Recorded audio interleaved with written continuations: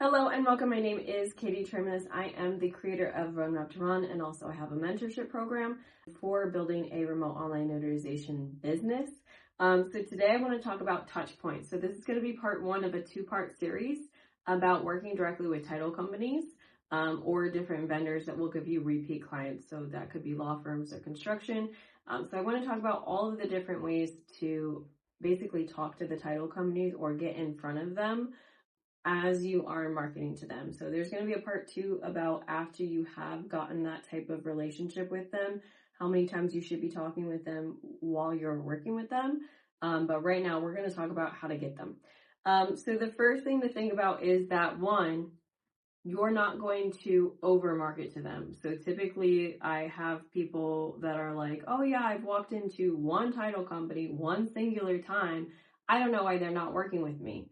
Well, it would be the same thing as asking, or going into dating someone and you go on one date or you send them one text and then they're like, I don't know why we're not getting married yet. There has to be some sort of process of getting to know you as a person and as a business to see if they want to work with you or not. And so title companies and law firms are typically very busy. They're not going to be thinking about how many times that you market to them.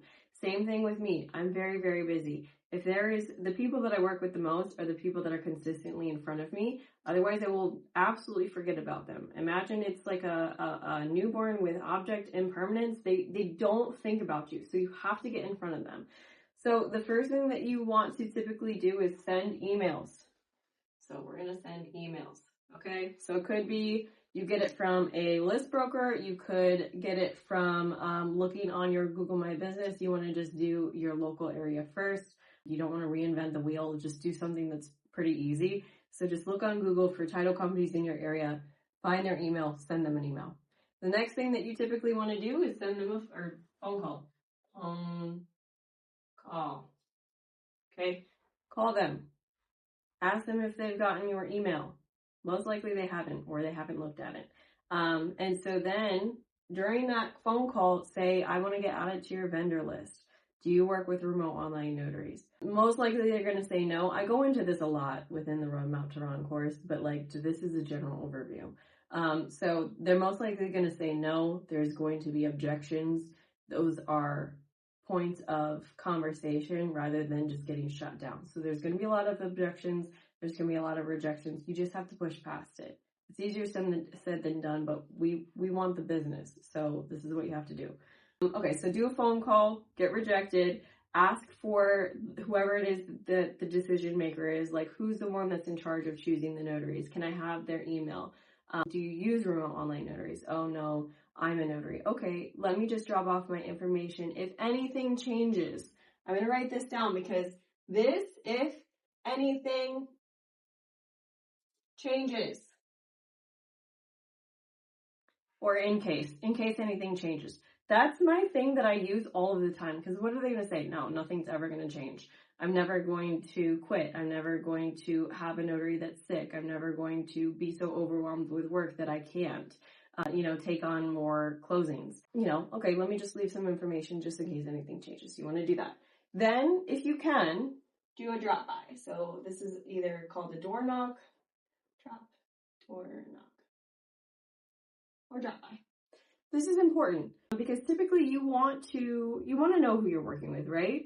And so to be able to represent them, you want to show up and be like, hey, I like putting faces to names. I'd like to show who it is that you would be working with if you decided to move forward with me. Here's a goodie. Typically I bring succulents, but you can bring whatever you want, like donuts or, whatever. It doesn't have to be super important, but bring a gift. Food. Typically, just because I've worked in an office, I do not like home baked. I don't bring home baked because when I worked in offices, I didn't like home baked stuff. I typically liked store bought just because I never knew what people's kitchens looked like, and so you can do whatever you want, but typically I just buy store bought stuff and then bring it over to them. Then after that, just keep at it. So follow them on social media. So this could be Facebook, be LinkedIn. This could be TikTok or Instagram.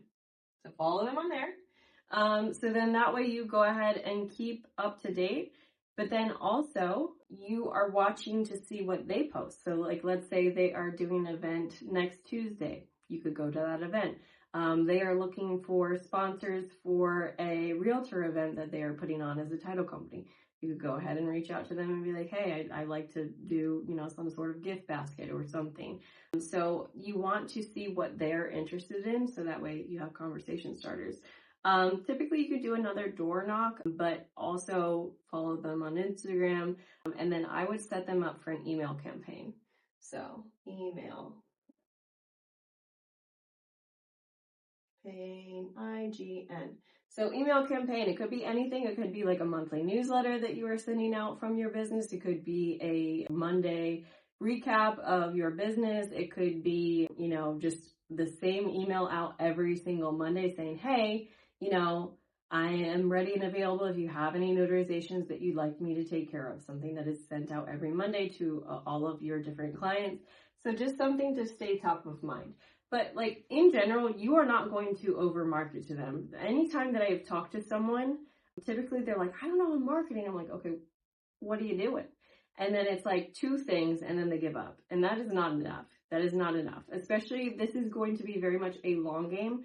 There are clients that I have, or not clients because they're prospects or leads that I've been marketing to for 3 years. And they have never, ever reached out to me. And I'm still going to continue because I'm going to be waiting in the wings for in case something does happen. Just if anything changes, I'm going to be there. And so I want to stay top of mind, whether that be through my Instagram, which is like a giant CRM, or through my email, or through showing up to events, or to posting on Facebook. Those are the things that I want to stay top of mind, even LinkedIn. So those are all things that you want to consider when you are thinking about all of the different types of touch points. You can send emails, you can send mailers, you can send cards. I have holiday cards or Christmas cards that I'm sending out. So those are all things that you are going to want to do as you go ahead and start marketing to your clients. So if you have any questions, feel free to reach out.